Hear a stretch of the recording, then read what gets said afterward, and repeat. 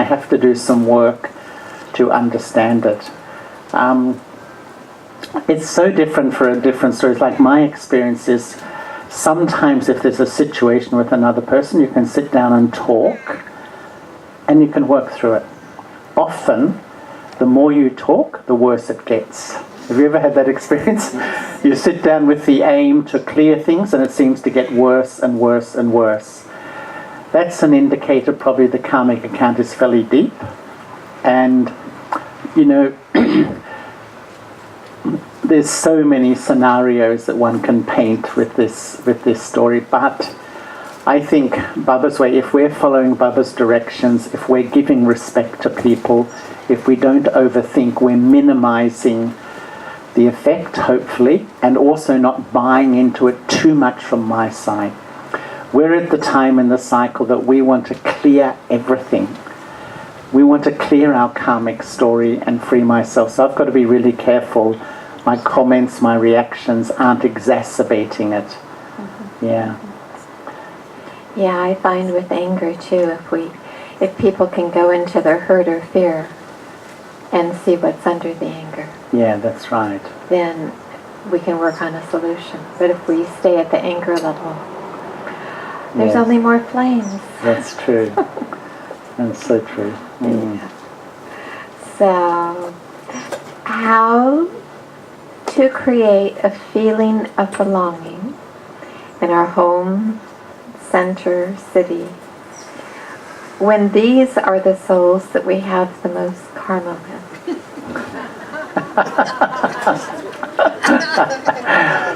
Try another city. Try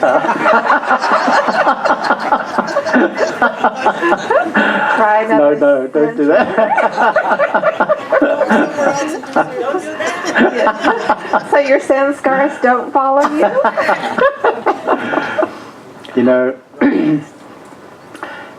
Last night we were talking a little bit about the beauty of this divine family, and the dynamics within the family are one of the major learning curves for all of us.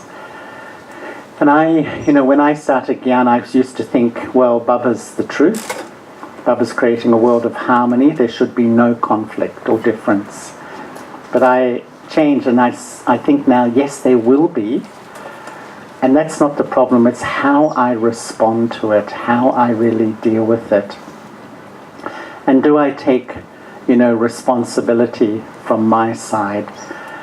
And there's no doubt that some people are very caring and very loving. Some aren't as much.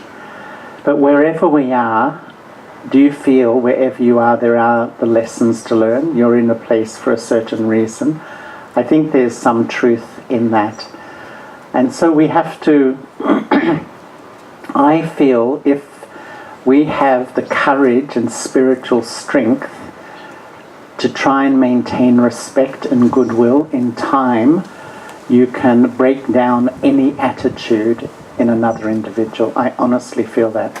But it has to come from a pure intent, a really clean feeling of well-being for that individual too.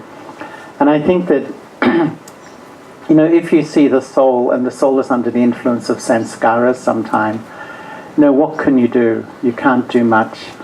But Baba's way is to be loving and detached. And sometimes that means that I need to learn how not to take sorrow. And I had a little mantra for myself that only my ego accepts sorrow. Each time I'm being hurt by a situation, no, the wrong I is ruling in my inner system, And I just feel that these things do happen, but they're learnings for us. They're learnings for us. And sometimes I've got to ask my heart honestly too, am I exacerbating the problem in some of my attitudes as well? So, once again, each situation has its own story, and but really Baba's way is goodwill, goodwill, goodwill. That doesn't mean you can't sit down, and try to have open conversations. Sometimes that can improve things, sometimes it doesn't improve things. But at all times there should be an underlying current of benevolent feelings. That's the healing energy. And sometimes I know that when it's difficult to maintain that feeling for certain individuals, but that's our learning too.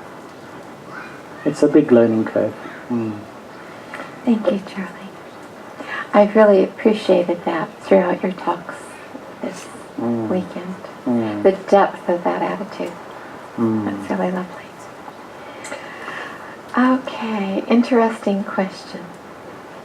What is a good gauge to use to be able to be able to tell if we are staying so conscious and pure when speaking to others? Sometimes the content seems pure, jnani, kind, but still, afterwards I feel I did something wrong. Now we have another question later on, and it may or may not be a hint for this other one. But this other question is, how do we conquer negative self-talk? I don't know if they're related, but you might want to touch on both. If I've caught the intent of the question, I think when I'm interacting with others, to be very honest with myself, in the sense that, as you were saying, on the surface, there's two layers of, I suppose, communication. Is what you're saying and you're externally, but what you're feeling inside. And if your thoughts are crossing over a boundary, I think if we're honest, we have a boundary of appropriate behavior within the Brahman context of relationships, meaning respect, purity, all this sort of thing. And if my thoughts are going over a boundary of negativity or whatever, or even attraction or repulsion, whatever it is, just to have the wisdom or the honesty to just see that maybe my internal state is going too far. So it's like a gauge. I have this sense of self-awareness, what is appropriate, and I have an honesty just to pull back if somehow, And there's a tricky question for Brahmins, I think, is that, I feel Brahman life means to be very loving, very caring, very understanding, but not familiar, So where does that can be a very fine line sometimes, and that's where, once again, honesty comes in if my thinking is just getting a little bit too familiar, because ultimately, for me and others, this life is to be with Baba. And yet, to express love, nothing will make me healthier than when I express love and respect. And nothing will be more serviceable. But if my love is attracting people, then there's something still a little bit wrong in my love as well. There's something not absolutely clean. And, sometimes if we're honest, my ego loves to be the center of attention or whatever, it will want that sort of attention. So we have to just be, I think, quite honest with myself in that context. Wonderful to look at boundaries and to see at two levels what you're doing. Yeah. The word of talking, but also what's going on. Yeah. And negative talk, self-talk? Well, I think it's what can we say? It's an addiction for most of the world at the moment. This just constant self-talk of putting the self down, feeling inferior, feeling not good enough, feeling not worthy, feeling other people don't want me, this sort of thing. As a Brahman, it's absolutely crucial I begin to change that negative self-talk, because if I have knowledge and I haven't changed it, then really how much have I understood the knowledge. And when I started my sort of spiritual journey, I think I really began to realize the importance of, the healing, this internal healing, and being gentle with myself. And, because Baba set such a high standard. And even coming into Brahman life, Baba set such a high standard. And I often think, we put on our beautiful white clothes and our badge and we look, all nice and clean on the surface, but sometimes in the mind, there's a lot of upheaval which is going, because, there is this internal story. We've left the old world and we haven't traveled to the new world. And sometimes we compare ourselves with Baba's incredibly high standards of total purity and total perfection, and we can feel a little bit unworthy or inferior at that time. It even can make me worse. But I think that, what Baba wants is us to start to have this healthy self-dialogue that I'm a soul, etc., and keep rebuilding on that self-dialogue, and begin to observe when the negative self-talk kicks in and what triggers that negative self-talk, and begin to reprogram that negative self-talk, because it will just make me feel weak. And it's really a sign of a knowledgeful soul that even though I'm in a process of change, even though I still have impurity, even though I still have weakness, it's my duty to talk to myself in a much more benevolent and kind way. And I often feel, the way I treat myself will often be the way I treat other people too. So if I don't treat myself with love and care, then that will often be the way sometimes I treat other people around me too. Very true. Sometimes I've found Brahmins that seem to be doing fine for a long time. And then they hit a spot where they feel really, really elevated, and then they can just sink into deep pain. And, one of the things I say to them when that's happening, because they feel very unstable, is I say, well, congratulations. You've given up all your non-Gyani defense mechanisms.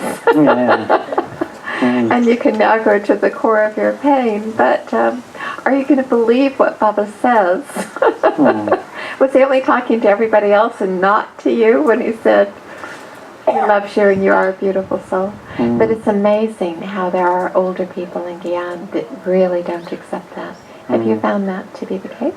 Except that there are old Brahmins who have not accepted that they are truly a good soul. Absolutely. Because, sometimes I think the lack of self-respect sanskar has been etched in the soul since the beginning of the Copper Age. It's so deep. It's understood on the intellect, but it still hasn't been understood on the level of feelings. And it's,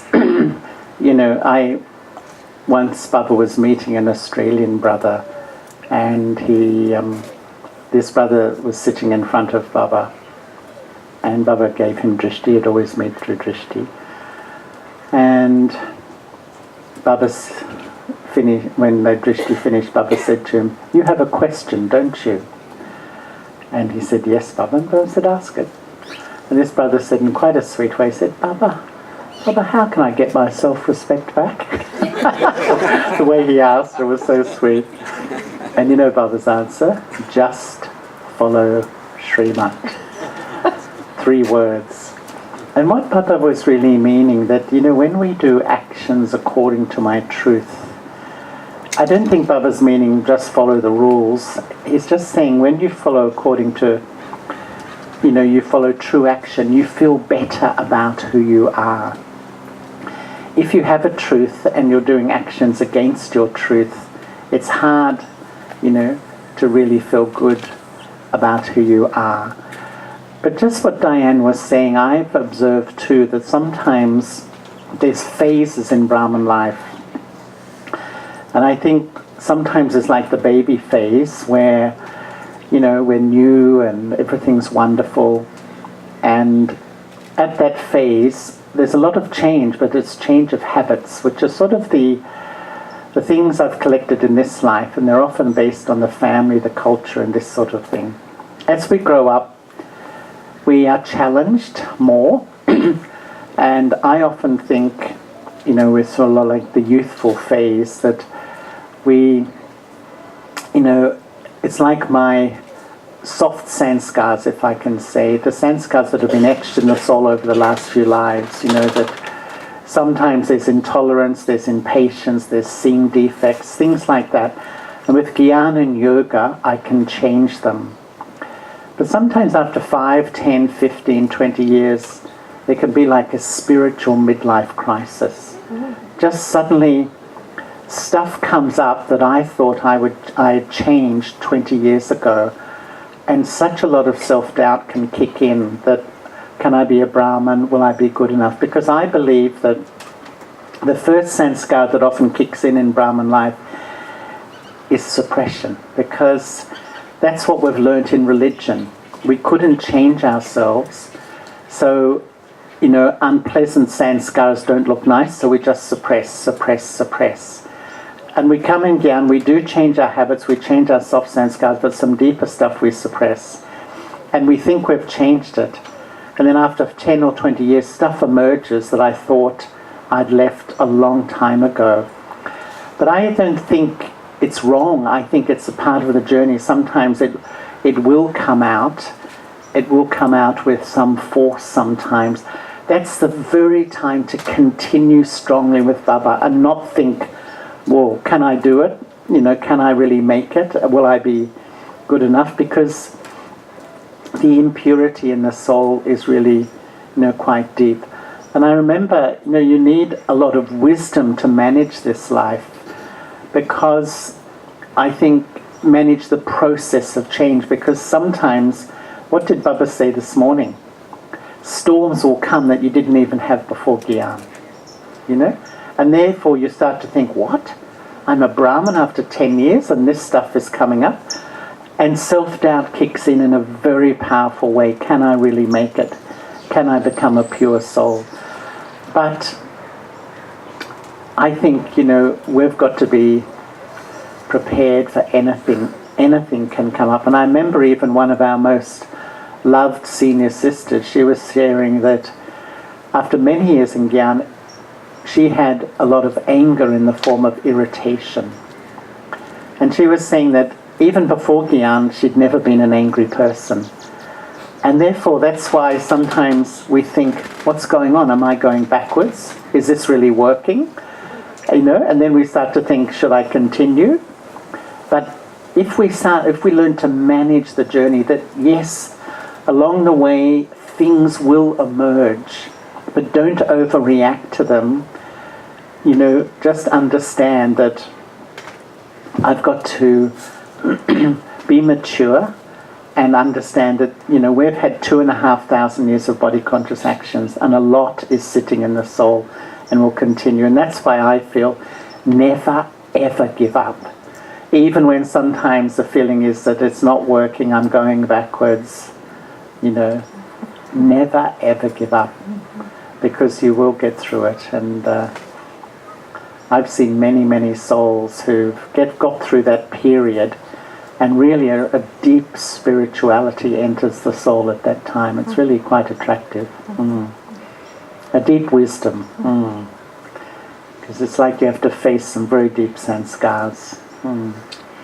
I always appreciated in the rallies when Baba says, when you get up higher on the mountain, it gets steeper, the winds are stronger, it's colder, so the more powerful you get, sometimes the more strongly Maya can come. Absolutely. Yeah, but when you conquer that, then you're more free. So, speaking of that, I'll give you this one. How do I control myself? And it's linked to, I thought, a very nice question on how do I increase my willpower?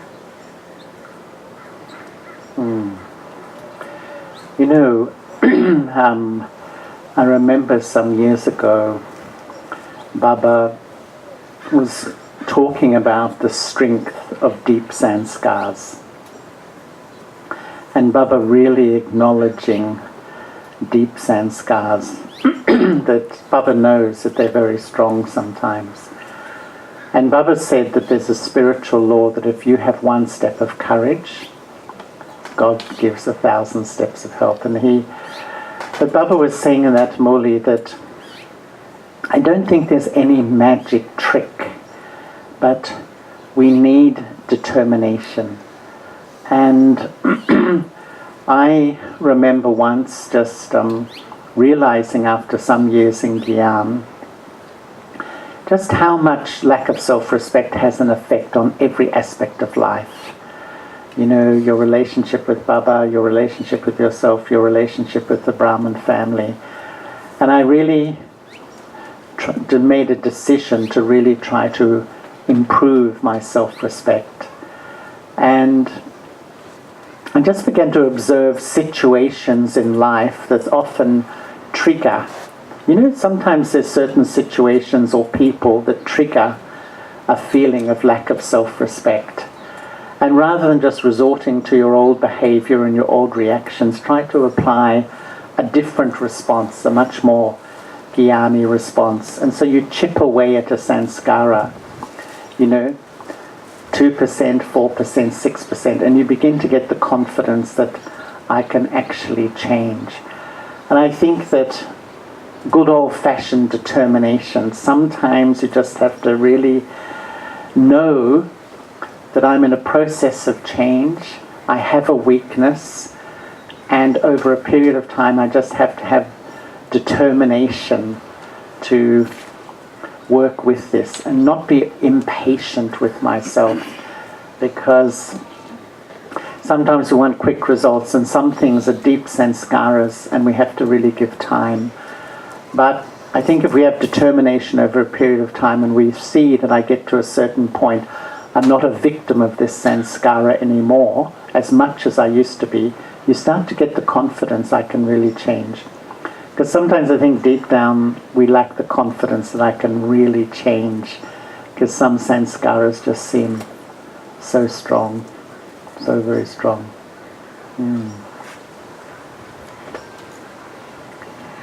So another question.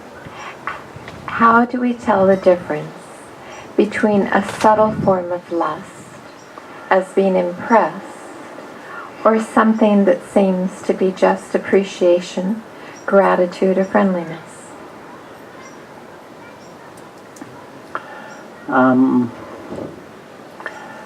We should be appreciative. We should be friendly. But when we get impressed, we start to put myself under the shadow of another individual. You know, I hear all the opinions, their opinion is always right, they're always good, etc. So it's good to appreciate, but being impressed is a form of attraction. Appreciation, I still am objective. Whereas I think that when I get impressed with somebody, it's like I'm putting myself under their influence at that time. And I think we were touching on it even whenever. But sometimes, you know, there's certain individuals, we always think their opinion is the right opinion, what they're doing is right. And it's like I have put them up on a pedestal in some way.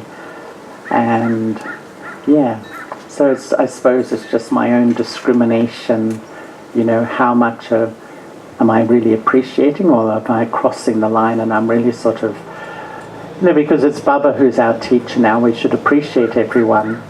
But what Baba's point was about that really was that when I get really impressed with an individual, sometimes they're more in my focus than Baba. Yeah. I'm coming under their influence more than Baba. And it's very easy to do. We have very deep guru sanskars. We easily make an individual our guru. And take support from them. And it's a tricky one once again, because really this life is to appreciate everybody, but not to be overly impressed by anyone, whoever they are. Is it easy, Sister Diane? Well, I was just thinking, are sanskaras of making someone a guru or being a guru worse? Yeah. Well, that's right. Yeah. Yeah, and as we know, sometimes within the Brahmin family, some sort of become guru-like in that way. And, yeah, we have to understand that process too. Charlie and I have been working on this care and well-being team for the last 10 years, I guess. It came out as a result of the global functioning work at the university. And I've had this tendency to work on mental health issues in the Brahmin family for many years. I remember, I think it was in 93 that I gave my first class on overcoming depression. I went to Daddy Janky and asked her if I could give the class. It was about then. But I just wanted to mention in regards to the former question about lust and controlling the self, that recently in Australia and in Asia and in Europe, they distributed an article that I wrote on transmuting sexual energy. And so it's on the One Link website if anybody wants to read it. And then right below it there's a class on conquering lust, the greatest enemy, that was given many, many years ago in 98. But I remember Genti Ben when I said, Genti Ben, I don't really know if I want to give this class. And I said, shall I tell you about what it's about? And she said, no, I'll be there. And I said, oh. And then afterwards she came and she said, my Diane, that was certainly honest. I didn't think it was much of a compliment the way she said it. Anyhow, but she was very sweet. But anyhow, those classes are up on the One Link Brahmakumaris site for general access if anybody wants to get some tactics on how to deal with these forms of things that distract us from Baba. So, another 4,700 questions. Are you ready? When being detached from Maya and loving, most people say that it is not practical, and being loving is your enemy. So how do you balance love and being practical? Did you get that? Shall I repeat it? Sorry, my brain didn't quite absorb that. I'm glad you didn't understand it either. I think they're saying that it's... That's it. Okay. When being detached from Maya and loving, most people say that it's not practical and that being loving is your enemy. Most people? Is that true? I don't think that's true. But anyhow. So, maybe it's... So what's the balance between love and practicality? Yeah. I think it's a huge question for Baba's children, because we step into Brahman life and I think we all realize the damage that, what can we say, attachment, lust, anger, all these vices have had on our relationships with others. And so sometimes we pull back too far, we almost, I think the most misunderstood word in the Brahmin dictionary is detachment. And sometimes I feel there's like an escapist form of detachment because I'm not coping with life. I just put down a wall and I say, I'm detached, Don't speak to me, I'm a yogi, I'm detached, I'm really a deep yogi, I'm really trying to be a deep yogi.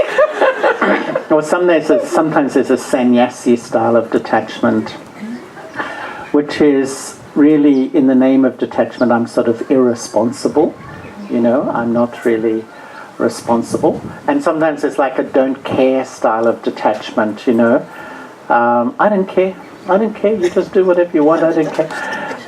When you really do care. Because I think Baba's way, and it takes time to learn. And once Baba said, detachment increases your capacity to love.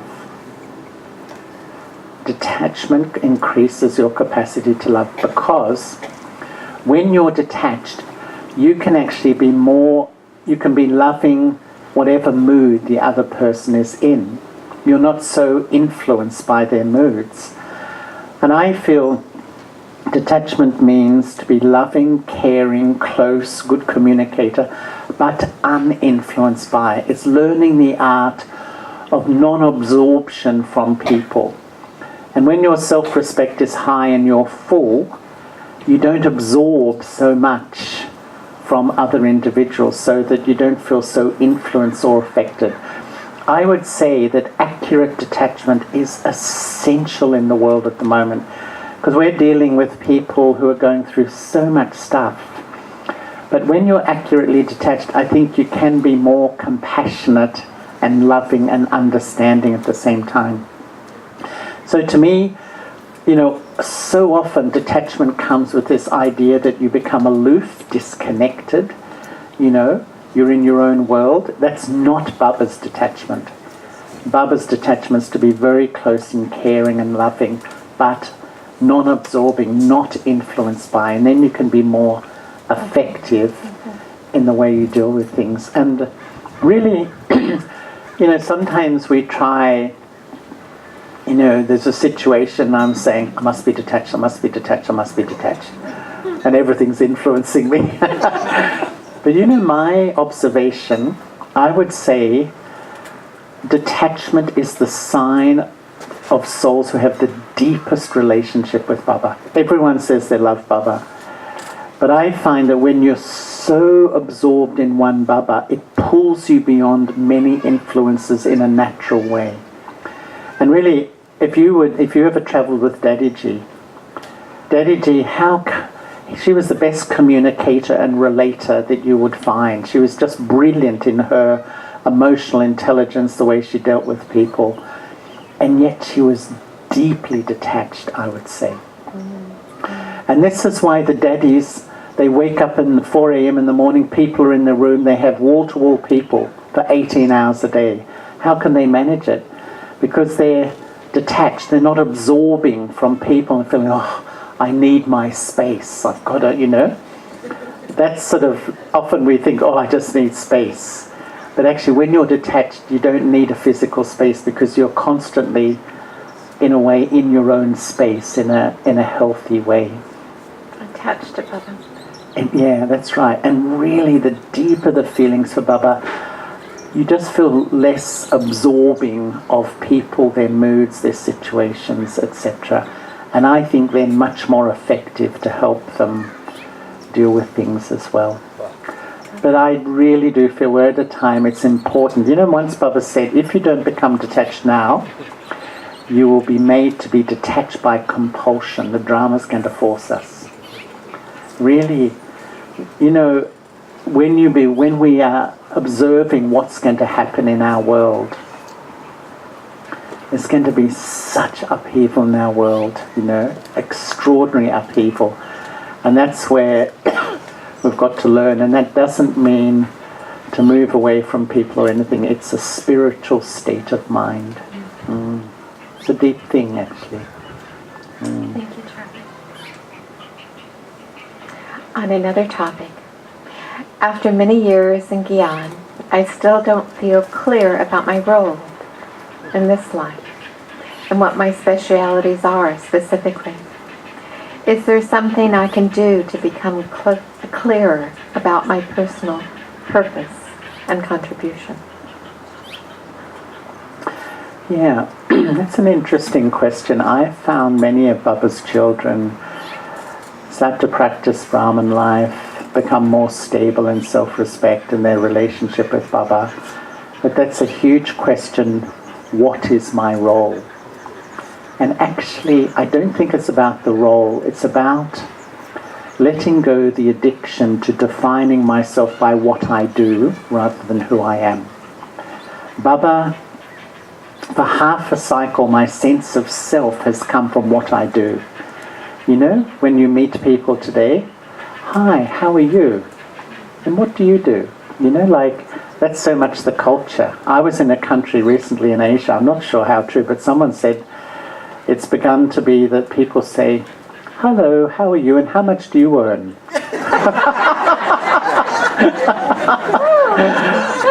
How about that? Seriously? Seriously. I think it does happen, yeah. Because then you can position people. And so we've defined myself by my role, by my part. And therefore, when I do, I'm always sort of looking for my part in that way. I think Baba wants us to define ourselves by self-realization, a link with Baba. And then I find that if I'm really in that state, Baba will push me in a direction to use my specialty, whatever my specialty might be. Because I think what is the drama is really trying to say, stop defining yourself even within Brahman life. Because what I find sometimes we let go the gross ego of defining myself in worldly terms, my job, my wealth, and all that, my family. But I rebuild it subtly in Brahman life. I rebuild it in a subtle way. My role in the Brahman family, my position in the Brahman family. And what I find that when that comes up, I find it almost inevitable. I will rebuild it in a subtle way in the Brahman family. And then that will flush out a whole set of sanskaras, which is like competition, jealousy, territorial nature, you know, my part, your part, all that very human stuff around me and you, my role, your role, my part, your part. But ultimately, you know, we have to let that go. And I think, and that's why I think that sometimes when we step back and let it go, actually something appears for me to do. You know, it's almost the real lesson is to not be attached or feel insecure when I don't have a clear role or a clear part within the Brahman family. To allow Baba to be in charge? Yes. Yes. That's right. That's right. And sometimes, to be honest, I think some souls' role is not a job, it's who they are. You know, there's some members in the family. There was one brother who used to work up in our retreat center for 15 years. And it's a big one, you know. We have 100 people there every weekend. He washed every single pot every weekend perfectly, you know. And I couldn't believe just doing that simple thing. He got so much appreciation from so many people. And I often wondered why, because he did it with so much attention and love and humility in a way. Just a simple thing. Or some people are just really good at being sweet with other people. You know, your role doesn't have to be an action in a sense, it can be a behavior as well. And some people just, their part is to bring people together in the family. You know, they use their specialty in that way. Beautiful. Social media and smartphones. The new addiction. How do we handle when they're useful and when they become addictive? Yes, I think that I can remember the time when Madhaman got its first computer, and Daddyji wasn't so keen, you know. And then they wanted another one, you know, and she was really not that interested. Well, now there's probably 20,000 there. I think everything has to be kept in perspective because, I don't know, the phone I feel today in the world is to entertain overactive minds. You know, the mind is so overbusy and it's so many thoughts going that this is just constant entertainment, you know. I was in Hong Kong last December and the centre it's a very small centre now and they've had to rebuild it. And I was staying in a hotel 100 metres away. And one day I was walking to the centre and I noticed I must have seen 100 people. And I'm not kidding, 97 were, that was the pose. And I thought, that's our world, that's the image of life today, you know, just this obsession where, and I think that because our minds are so out of control, that we're just constantly on these phones because they give newness, they bring newness. And I believe when people stop, their thoughts start to take them into a dark place, you know? They feel so weak that I start to think too much, this is happening, this is not good in my life. And so this sort of keeps me entertained on the surface. And that's where I think we Brahmins shouldn't use them, use everything. I think that's Baba's way, but within a certain criteria according to need, rather than just, I don't know, you know, just overdoing it. Like some things, you know how some people use some applications. I've just stopped the car and I've turned off the ignition. I'm opening to sending tweets or Facebook, you know, I'm opening the door of my car. Oh wow, that's really interesting. Thanks for letting me know. I'm walking down the street to the shop. You know, it's like, it's an extreme sort of thing. I think we really have to use it, but keep it in perspective, because really we're spiritual people. And I remember once Baba said very clearly, at some point none of this stuff is going to work. And I am sure there's ways that certain agencies around our world can shut it down in no time. So we have to be prepared, you know, and this chronic sort of communication, it'll have to be more telepathic for we BKs. Do you sometimes experience that with Baba when you feel that Baba wants you to do something? Do you feel that touching, that nudging? Yeah, I definitely do.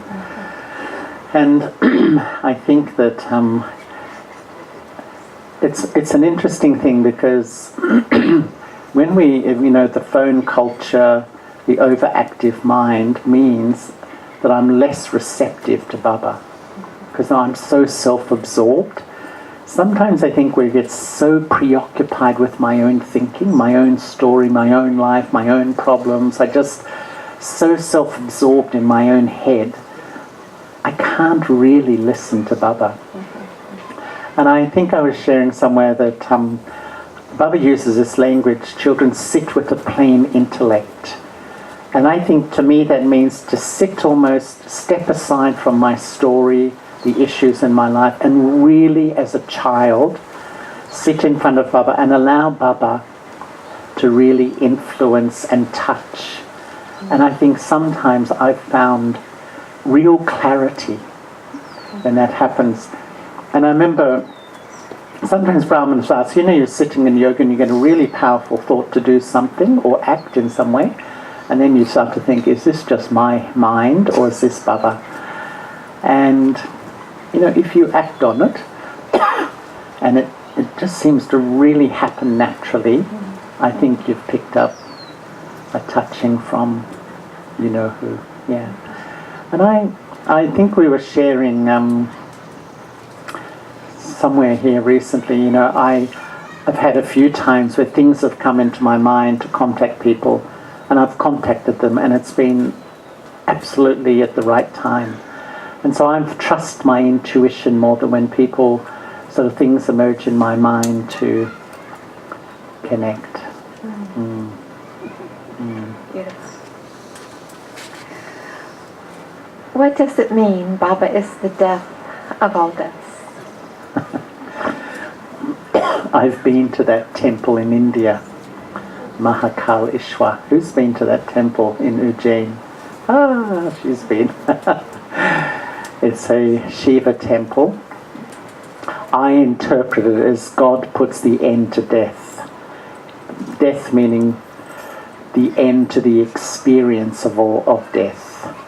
Because as we become soul conscious, as we realize our immortality and eternity, He's putting an end, a death, to the experience of death. So that's a wonderful thing. And I've often observed that, have you noticed that when close members of your family or people leave the body, honestly, I so deeply appreciate Baba's knowledge, It's just so powerful at that time.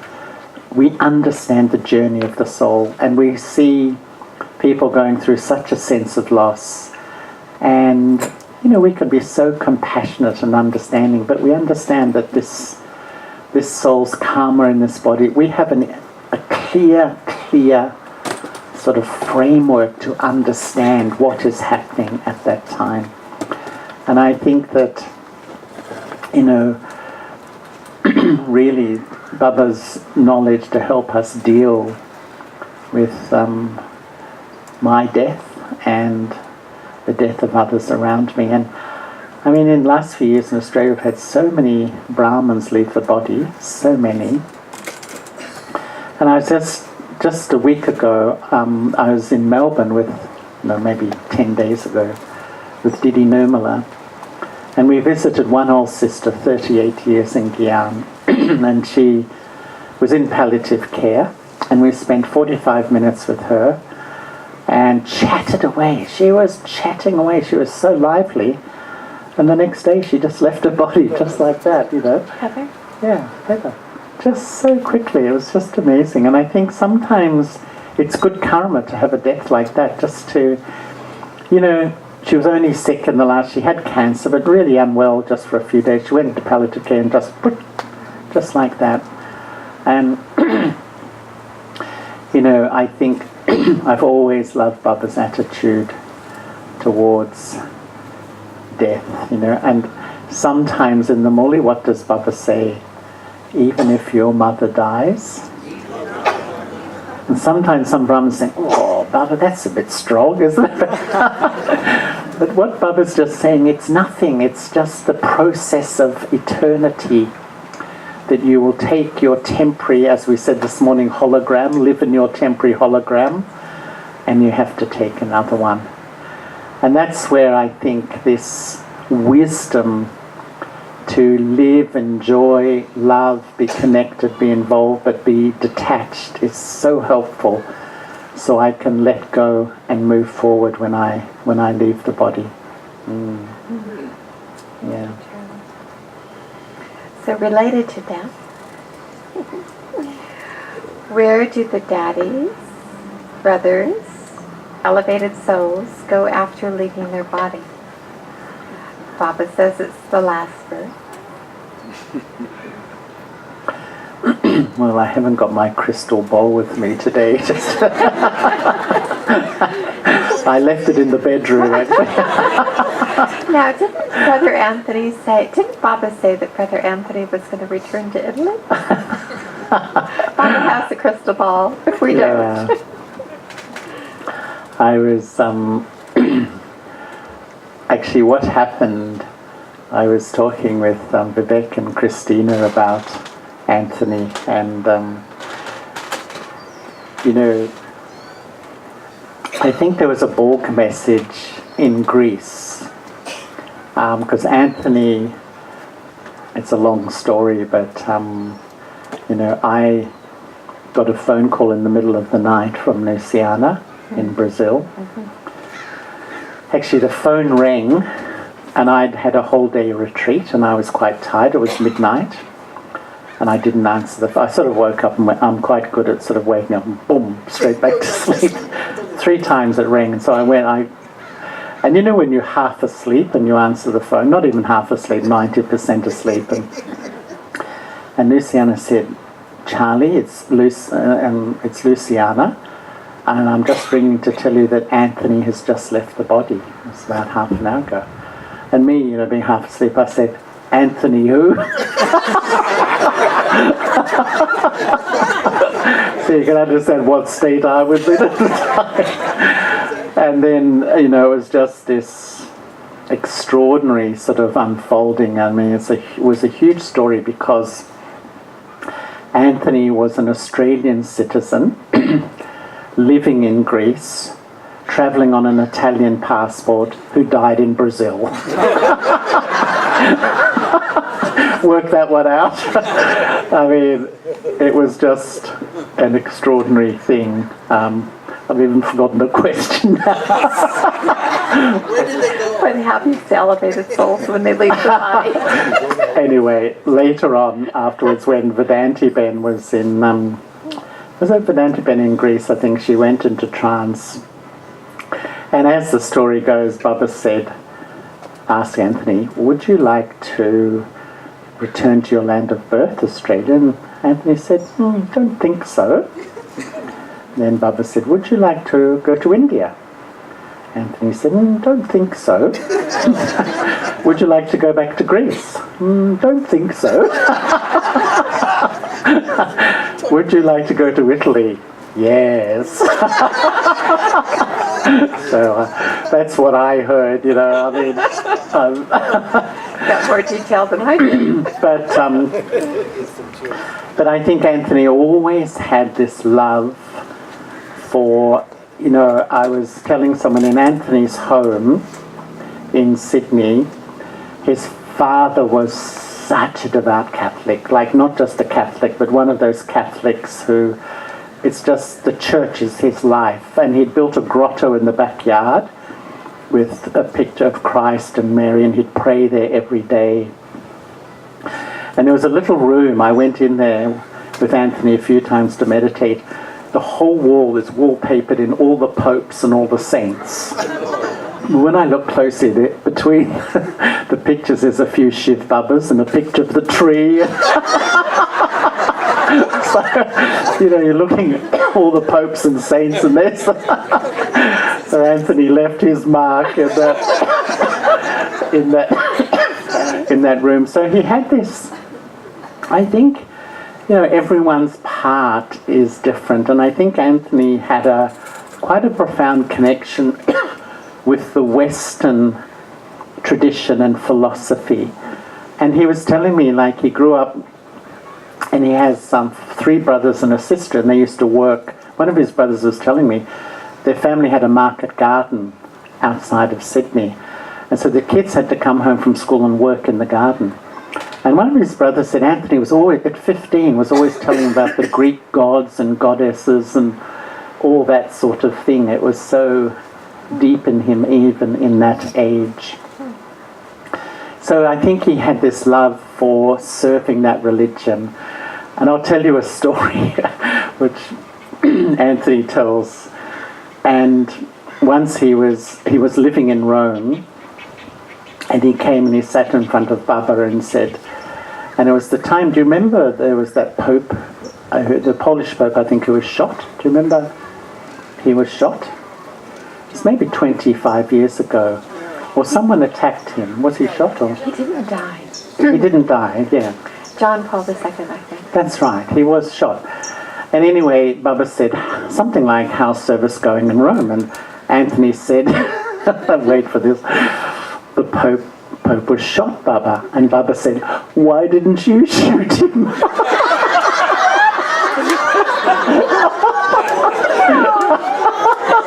you sure that wasn't a mistranslation? No, that was right, meaning with the arrow of knowledge. Thank you, Charlie, for having that.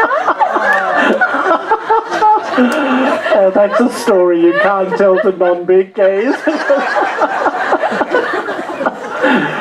It was, and really, Baba is so funny sometimes. He's got such a good sense of humour. And here's Anthony saying, Baba, the Pope got shot. And Baba says, why didn't you shoot him? But Baba was meeting with the arrow of knowledge. I'm very glad to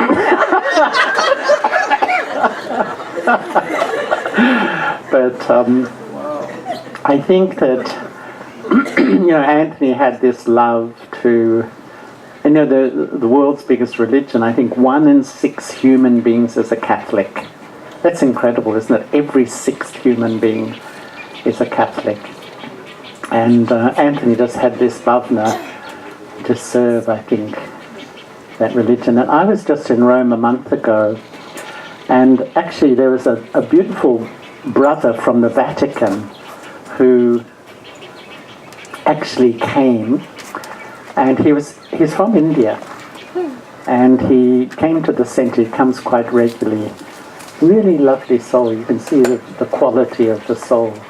He teaches at the Vatican University. But I often wonder, when you see he's a Catholic and yet he's got this feeling for the Brahma Kumaris, you often wonder about the part of the soul. Well, I think we answered 3,200 questions. The other 1,200 will have to leave. So the last questions, since we know that we get to do this every cycle, the last question is, from your personal experience, why do you think that the cycle needs to identically repeat? And how do you use this knowledge to increase your soul consciousness? I think it's time for yoga to start.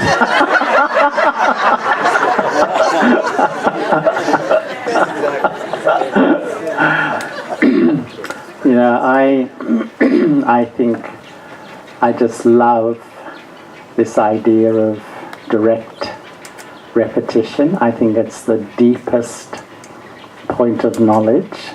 And I think, when we, it's the concept of eternity, to get my head around eternity, and that we have this 5,000-year program. It's an extraordinary thing, isn't it? It's an extraordinary truth that Baba has given to us. And what was the second half of the question? I forgot it 5,000 years ago and I'm forgetting it now. And how do you use this knowledge of the identically repeating cycle to increase your subconscious experiences? Yeah, I think it's a game, And one thing I have really learned, sometimes Baba's children get so wound up about situations.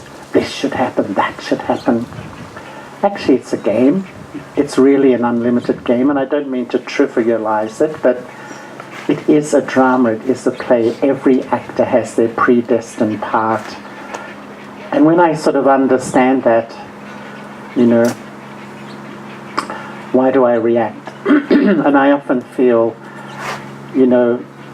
what is the definition of waste thought?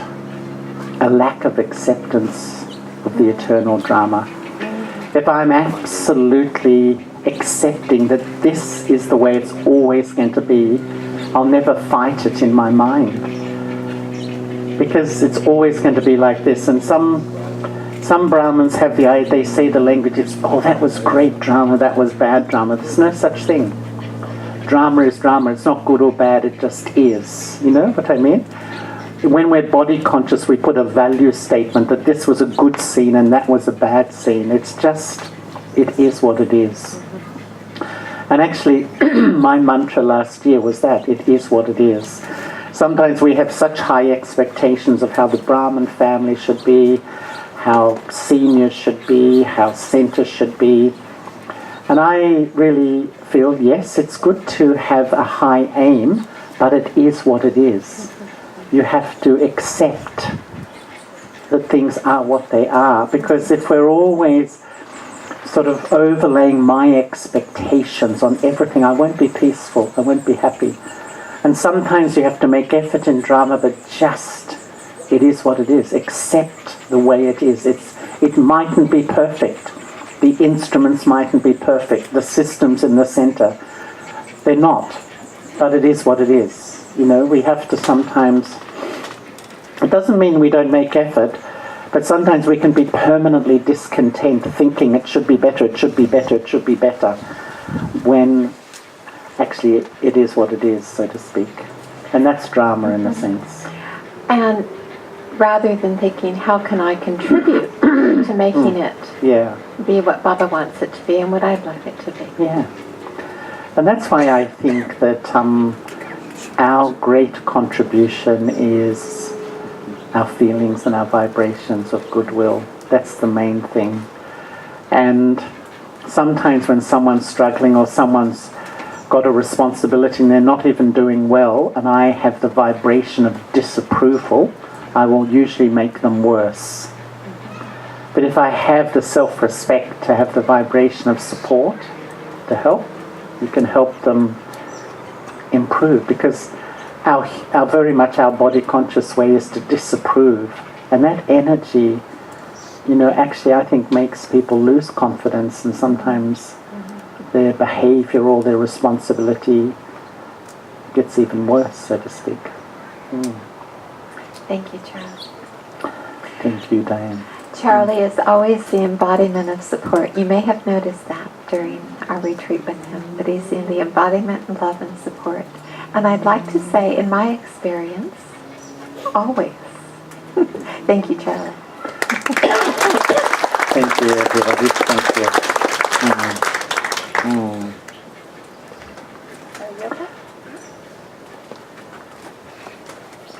So I think we have yoga till what time?